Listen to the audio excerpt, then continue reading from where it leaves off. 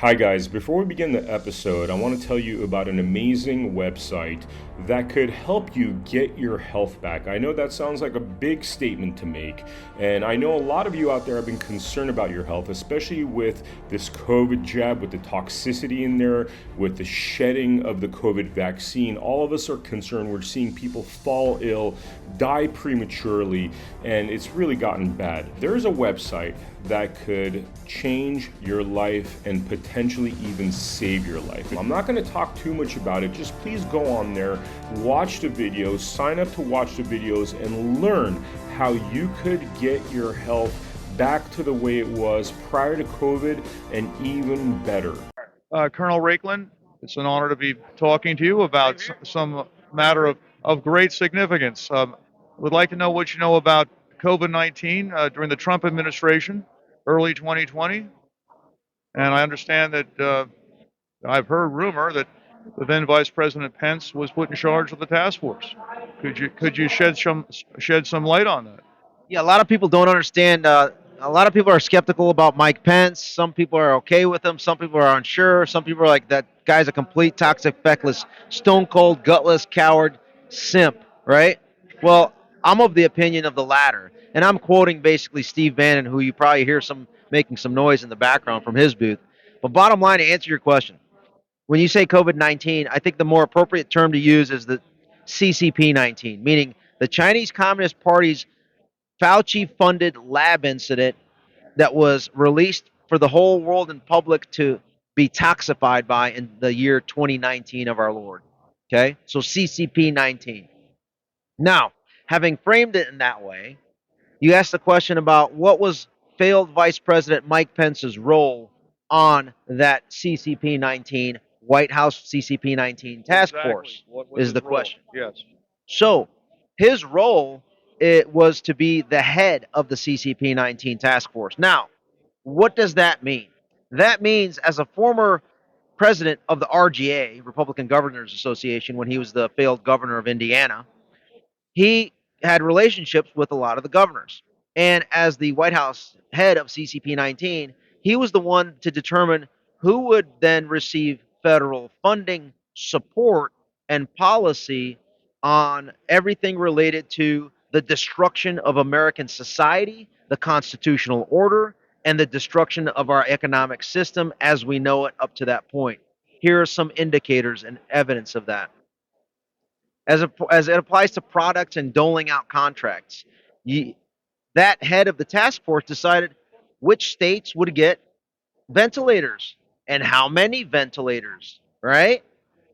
And then later on, who and which entities and states would receive the face toilets, known as the asphyxiation covers, or also known as the oxygen depleters, also known as the unsafe and ineffective emergency use authorized product called face coverings.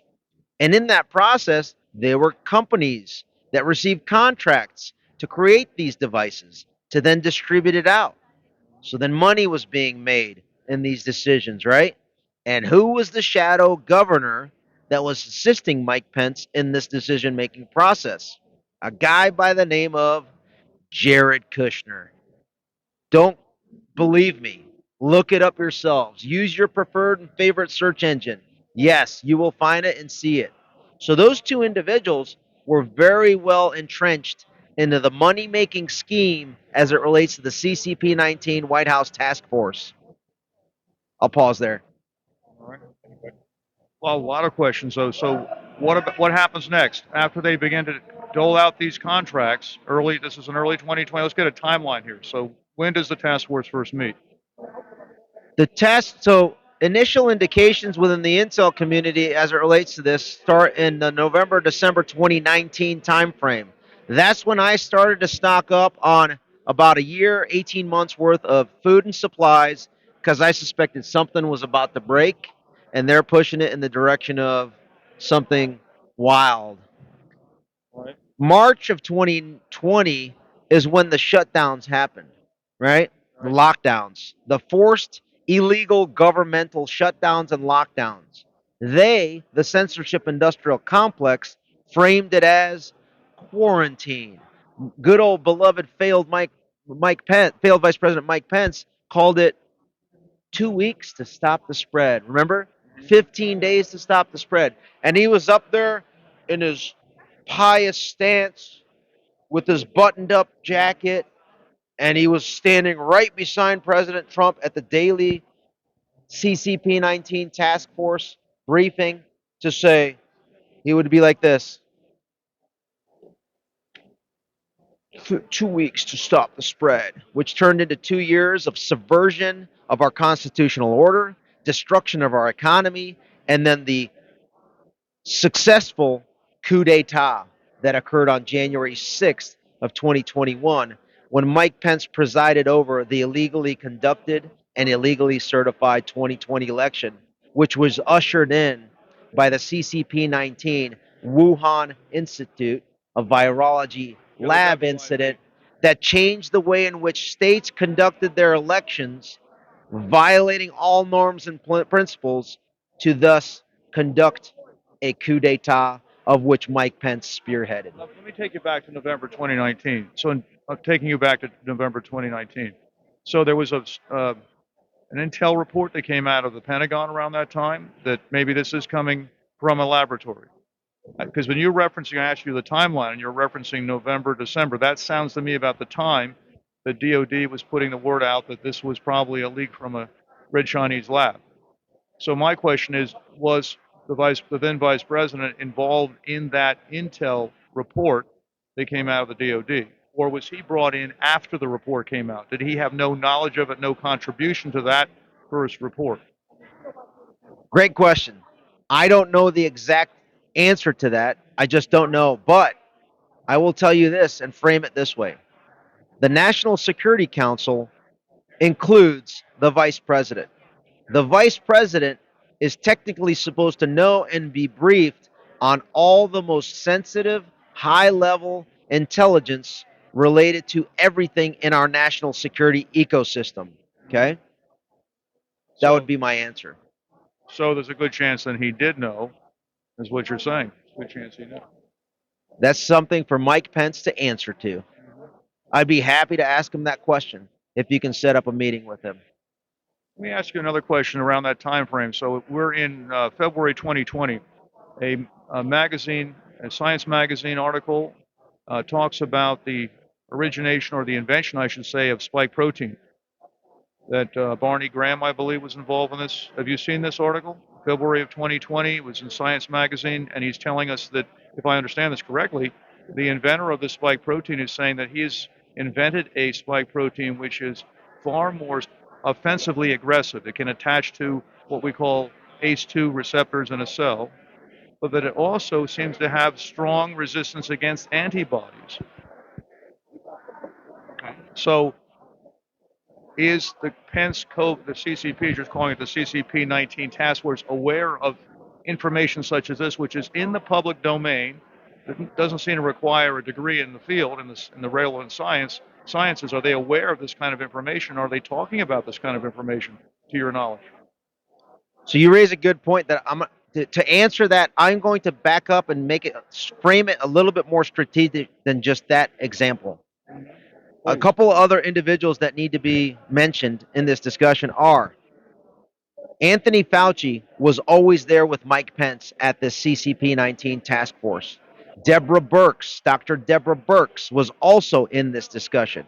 Hindsight now being disclosed with all the evidence, with a couple of books written by RFK Jr., The Real Anthony Fauci, the book written recently, published October of 2023 by Senator Rand Paul, and the testimony and the subpoenas and the colloquy conducted by Senator Rand Paul with his focus on the origins of what he calls COVID-19, again, CCP-19. All those deliberative interactions between Peter Daszak, another person, you heard of these names, Oh, yes. and Dr. Anthony Fauci and Deborah Birx. All of that, when you read through it in detail, shows a level of corrupt cover-up to basically cover up for the Wuhan lab origins theory, and instead make it look like zoonotic, thank you, zoonotic also known as it was a natural jump from some sort of bat soup in the Wuhan wet market over to a human being. All fraudulent, corrupt lies, crimes, right? And so the reason why I bring that up is because Mike Pence headed up the organization that was tasked with determining how to address something by people that were involved in covering up their own complicity in it. And I argue that the information by the time it got to President Trump was already curated, manipulated, coerced, conflict of interested information that would protect those that were involved in the scheme exactly the same way as we talked about in every single censorship industrial complex conversation that was censored and banned for the whole world and in America to hear and see on social media and big media going back to 2018. All right. Can I ask a quick question about this? Because when you're talking about the whole transference of this, from a bat, it came from a bat. That's the story. I mean, we used to hear stories about how AIDS came from humans having sex with monkeys. I don't know if there's any truth to that, but it kind of seems like a similar narrative that this was something that occurred because of some kind of animal connection. I mean, and we know about Fauci's involvement in AIDS. So is this like what it's an old school narrative that they're just trying to recycle? Perfect questions. I love these questions because you're teeing me up so perfectly in the sense that when you talk about AIDS and HIV, we got to go back to who was the director of the NAIAD back then that was promoting what's it called? The drug that was had a huge side effect. Yeah, what was the name? The AZT or something? Yeah, and it was killing. It was basically Killing people. So he's selling a product that was killing people, and then he was blaming something else for it, right? Yeah. It was AIDS, so I guess it's not working as effectively as we want it to. Meanwhile, it was a drug that was killing people off. Yeah. And Same story. same story as it applies to today, right? With the emergency use authorized products. Meanwhile, he's getting money hand over fist. Not only he was the highest paid government official, right? But he was also making money on the side for basically teeing up these contracts and deals. So, which begs the question: how much interest and influence, or financial gain did Mikey Pence receive, and Jared Kushner receive as part of this scheme? Okay. Now, yeah. Well, I have another question. We take it back again to early 2020. So we have this task force that the vice president is overseeing. About this time, are there any similar task forces forming or have been formed on the Hill? Is in the House and the Senate, is anyone also running their check and balance against what the executive branch is doing? Do they have in a sense, so what you're calling it a CCP-19 task force, are there one or more of those formed on the Hill in early 2020? It's a good question. So in early 2020, let's see here. So that would have been the 116th Congress. Not quite yet. In the 117th Congress, I believe, is when it started. The COVID committee in the House. There was a permanent Select Intelligence Committee that started to follow this, but I'm wondering when was the first task force or committee subcommittee formed on this issue? When was it, or which one? So COVID oversight. okay, this is on the Hill now. I'm just trying to see when it was created. I'm trying to remember. This was on the Hill. Okay, and they're calling it a COVID oversight. That's the official. I believe it was the 117th Congress when they started it, and essentially that was created in order to protect big pharma to be able to distribute its clot shots, its death jabs, its DNA mutilation injection devices, whether it was the mRNA Moderna variant, the Moderna mutilation variant, I like to call it, or the Pfizer fail variant. And in the instance of J&J, it was just a simple clot shot heart exploding device. So going back to kind of what I was saying, the reason why I'm calling him that is because it's not based on any animosity for these companies. It's not based on any libelous intent or nature. It's based on the Centers for Disease Control's own database known as VAERS, Vaccine Adverse Events Reporting System. And thus far, there are over 38,000 murders that have resulted from the DNA mutilation injections in the case of Moderna or Pfizer fail, and in the case of J&J, right? So Pfizer is the biggest death-creating pharma product according to CDC's own data and reporting. In the collective, between those three shots, 38,000 people have been murdered, more than any other injection known as vaccines actually approved over the course of the 30-year history of this database combined. Combined. I have a quick question. VAERS, I've heard, is actually underreporting. So when you're saying close to 40,000, that was exactly the question I was going to put to him. What is this multiplier? Because he's giving us a number, but I've heard that we have to multiply that number to get to the actual number. So I would like to hear what he's heard, what multiplier he would assign to that number. Great question. So 38,000 is what's reported. And as you say, there's a Harvard study that came out in 2010, I believe, Yes, that's right. that talked about how VAERS is underreported by a factor of 100. So 1%. So let's just use the range of potential deaths and murders and destruction caused by these death jabs is the 38,000 at a minimum, and then multiply that by 100.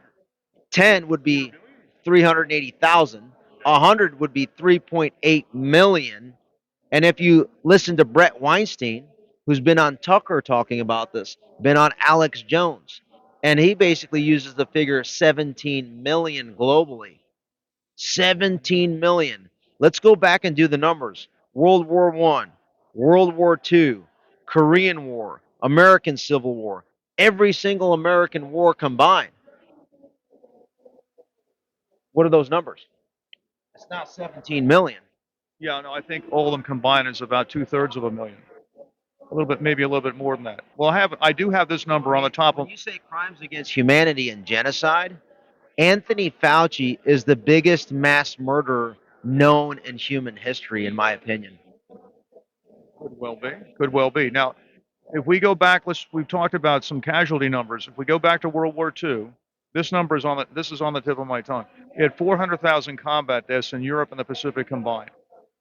Now, according to the CDC, tell me if I'm right or wrong here. What I hear from the CDC is that since 2019, so that's the last 4 years, 2020 and on, there have been approximately 1.6 million people who died In the United States. in the United States alone that we would not have expected to die had there not been a pandemic. Now, they go on to say, well, we don't attribute all 1.6 million to CDC. We attribute about 1.1 million to the CDC. To the COVID. To COVID. Due to the CCP-19 virus. That's right. Also, the lab incident. Right, The bio lab incident. Yeah, let's go back again and get the context again. So the CDC is saying 1.6 million have died that should not have died since 2019, and we believe 1.1 million or 1.2 million of this 1.6 million came from what you're calling the CCP-19 Fauci-funded lab bio incident. Right. So they're saying essentially all these deaths have been caused by that incident. So what we're saying then is if we adjust for population, we've lost 400,000 people in Europe and Pacific. If we had as many people living then as we have now, that means we've lost 1 million people to Hitler and Hirohito. But now here's the CDC telling us we've actually lost half again more, right? 1.6 million, not roughly that number. This is worse than what Hitler and Hirohito have done to us. Absolutely. I agree with that. This is just deaths. What about all the serious adverse events? Now let's take it back real quick. When you talked about the, where do we go with this? Remember we talking about the Intel assessment. We're way back November. We're talking November 2019. So there was an assessment. It was classified internal, but then it was published for the public to read, see, and hear unclassified. Right. It was the origins of COVID assessment. Yes. You've read that, I'm sure. And so when you look at that, and it talks about the two different theories behind the origins of COVID. That's One right. was the zoonotic theory, which was the bat soup theory. Bat soup theory jumped out of a bat soup. And then it's just ridiculous. That was the one that was promulgated by the censorship industrial complex as the prevailing narrative through big media and through big tech. That is correct. Who was promoting it? I argue it was your Brian Auten at headquarters at FBI Foreign Influence Task Force, working with his FBI San Francisco. Say that again very slowly now. Brian Auten, BrianAuten. Okay. Supervisory Intel Analyst Brian Auten on the FIDF, Foreign Influence Task Force, communicating with his buddy that he worked with when he was on the Crossfire Hurricane team. This is FBI? This is an FBI analyst. Working with his buddy in the San Francisco field office, Elvis Chan and Joseph Pientka III. Again, this is my assessment. I don't have 100% on this one. But I've been pretty accurate for the last 6 years. Like damn near 100%. So I'm not 100%, but I've been pretty. Elvis Chan and Joseph Pientka III. Pientka.